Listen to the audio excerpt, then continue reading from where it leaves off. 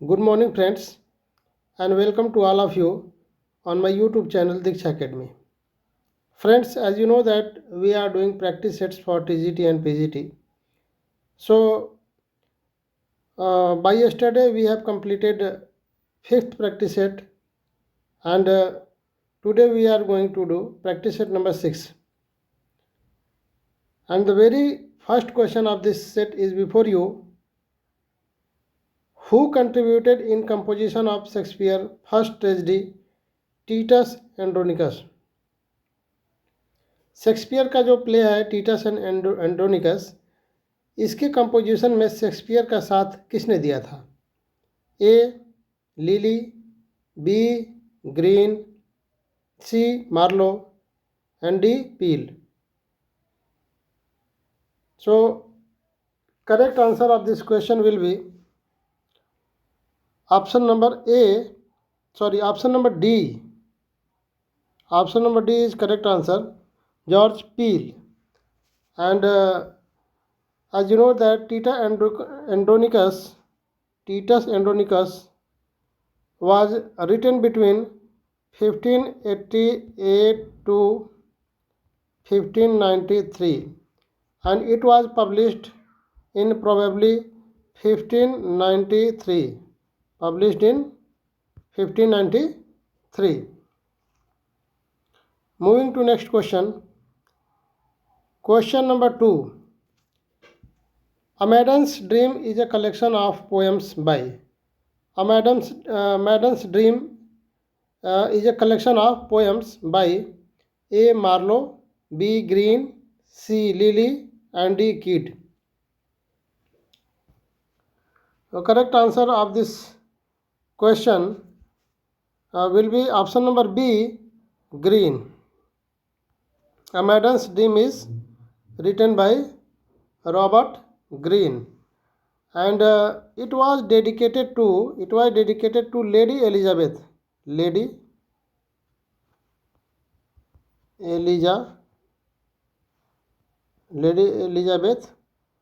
हैटन. ये जो आपका एलिजाबेथ है वो क्वीन एलिजाबेथ नहीं है. ये जो लेडी एलिजाबेथ हैटन है ये आपका अंग्रेजी अदालत के कार्यालय में गवर्नर के रूप में थी, यानी कि अंग्रेजी अदालत की गवर्नर के रूप में थी, जिनकी शादी हुई थी आपकी विलियम हैटन से. किससे? सर विलियम हैटन से. ठीक है, तो ये रहा आपका correct answer, option number B, Robert Green. And moving to next question. Question number 3. About whom is said that he began his literary career with the poetry and ended with drama. ये किसके बारे में कहा जाता है कि उनका literary career की शुरुआत जो हुई थी वो पोएट्री से हुई थी और एंड जो हुआ था वो ड्रामा से हुआ था? A. John Lyly, B. Robert Greene, C. Thomas Kyd and D. Christopher Marlowe. Correct answer of this question will be option number A. John Lilly.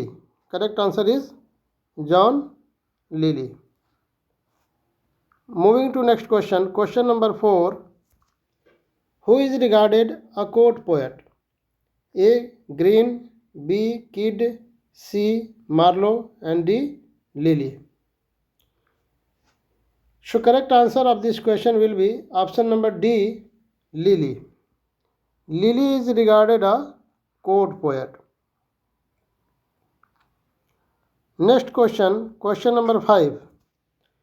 Who is regarded the first professional notorious writer? A. Kidd, B. Greene, C. Marlowe and D. Lilly. किसको जो है professional notorious writer के रूप में जाना जाता है? So correct answer of this question will be option number B, Robert Greene. And it is known to everyone that जो रॉबर्ट ग्रीन था ये इनका जो क्रिटिकल कमेंट है वो निगेटिव क्रिटिकल कमेंट रहा है. जो उनके साथी थे, समकालीन जो कवि थे, ख़ास तौर से आप शेक्सपियर के बारे में जानते होंगे कि शेक्सपियर को उन्होंने क्या क्या कहा है। उन्होंने कहा upstart crow beautified with our feathers, यानी कि जो शेक्सपियर है, शेक्सपियर के जो पंखों में जान है, जो उड़ान भरता है, यानी कि साहित्यिक उड़ान जो भरता है वो हमारे वजह से भरता है। तो ऐसे ऐसे निगेटिव कमेंट जो है शेक्सपियर और अन्य कॉलेजियस जो उनके राइटर्स हैं उनके लिए रॉबर्ट ग्रीन ने किया है, इसलिए उनको जो है नोटोरियस, प्रोफेशनल नोटोरियस राइटर के रूप में जाना जाता है। Moving to next question, question number 6, who among the university wits died due to pox? Pox की वजह से किसका डेथ हुआ था? A Robert Greene, B Marlowe, C Peele and D Kyd, Thomas Kyd. Correct answer of this question will be option number C, George Peele. और death इनका हुआ था नवंबर 1596 में हुआ था। और इनको दफनाया कहाँ गया था? इनको दफनाया गया था सेंट जेम्स चर्च में, सेंट जेम्स चर्च में इनको दफनाया गया था। Moving to next question, question number 7, how many poems are contributed by Shakespeare in his the passionate pilgrims? ये क्वेश्चन शायद हम लोग पिछले सेट में भी शायद कर चुके हैं, खैर चलिए इसमें भी कर लेते हैं। इसका ऑप्शन ए है 2 poems, B 3 poems, C 5 poems and D 10 poems. Correct answer of this question will be option number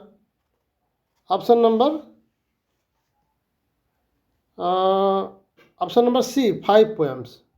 Correct answer is 5 poems. Next question, question number 8. Who is the narrator of the poem A Lover Complaint? जो lovers complaint है इसके narrator कौन है? A young woman, B a young man, C a old man, an old woman and D a sick woman. तो correct answer of this question will be option number A, a young woman. Narrator कौन है? A young woman. Moving to next question, question number 9, Which poem of Shakespeare is called the first great published metaphysical poem? जो Shakespeare का सबसे पहला great metaphysical poem कौन सा है?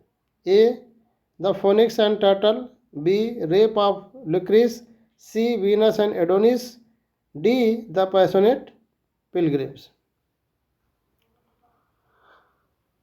So correct answer of this question will be option number A, the Phoenix and Turtle. The Phoenix and Turtle ये क्या है? एक एलिगोरिकल पोएम है। क्या है? एलिगोरिकल पोएम है। और ये पब्लिश कब हुआ था? पब्लिश हुआ था आपका 1601 में।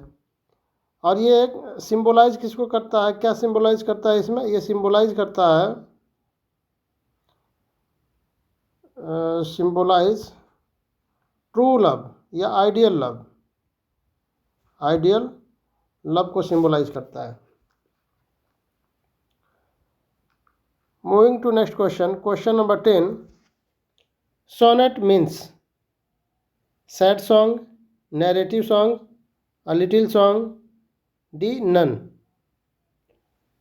Correct answer of this question will be option number C, a little song. Sonnet means a little song.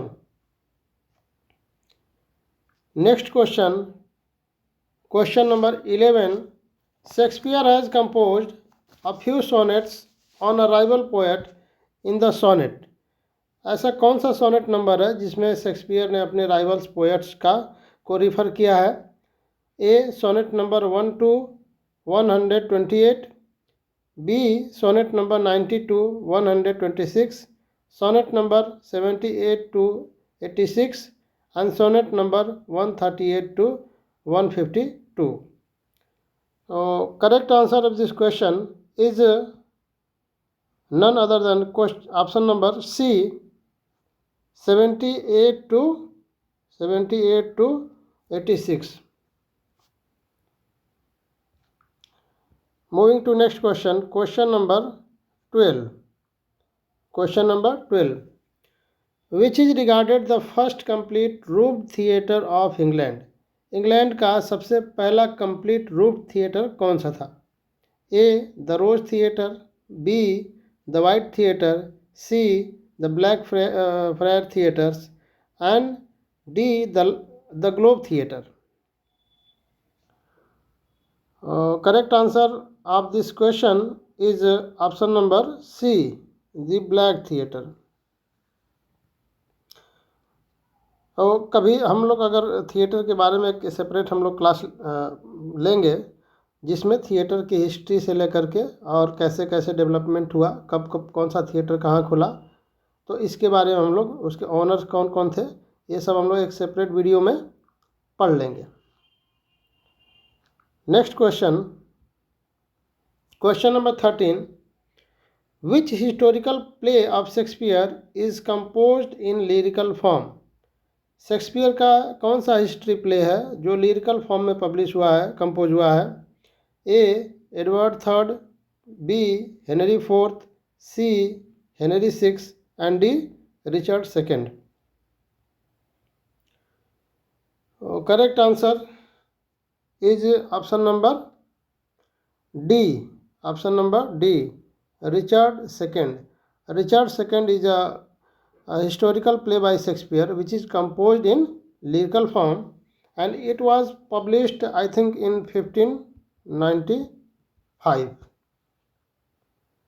And moving to the next question, question number 14.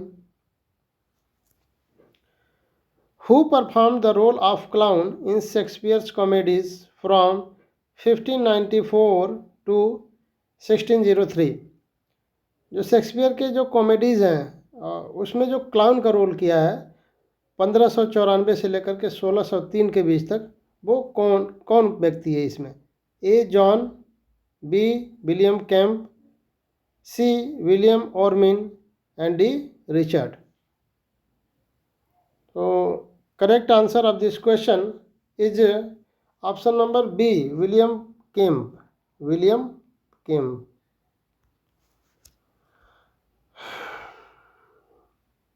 William Kemp was used to play the role of comedians and it was acting between 1594 to 1603. Moving to next question, question number 15. Which comedy of Shakespeare is regarded his independent original work? A. Twelfth Night, B. As You Like It, C. Merchant of Venice and D. Love's Labour Lost. So, correct answer of this question is option number D. Option number D. Love's Labour Lost. Moving to next question. Question number 6. Shakespeare has referred Judith in his will as. Shakespeare ने अपने वसीयत में Judith को कैसे refer किया है, किस रूप में रिफ़र किया है? A my heir of intellectuality, B the second best bed, C evidence of my creation and D none. Correct answer is option number A, my heir of intellectuality. And option number B is the second best bed is referred for his wife. किसके लिए है? For his wife. Moving to next question. Question number 17. Anne Hathaway was died in. And it's a very easy question to all of you. A 1620, B 1623, C 1632 and D 1638. Correct answer of this question is known to everyone. That correct answer is option number B, 1623. Moving to next question. Question number 18. Who provided land for the Globe Theatre? Globe theatre के लिए जो जगह का जो व्यवस्था थी वो किसने किया था, किसने दिया था, प्रोवाइड किया था? A. Richard Burbage, B. Thomas Brend, C. King James and D. Elizabeth. Correct answer of this question will be option number B, Thomas Brend. Thomas Brand was a person that provided land for the Globe Theatre. Question number 19. Who was Shakespeare's youngest surviving brother? A. Edmund Spenser, B. Gilbert Shakespeare, and C. Richard Shakespeare and D. John Shakespeare. Shakespeare का कौन सा भाई था जिसकी मृत्यु early as में हो गई थी? Correct answer will be option number A, option number A, Edmund Shakespeare. इनका बर्थ हुआ था आपका 1580 और डेथ है आपका 1607.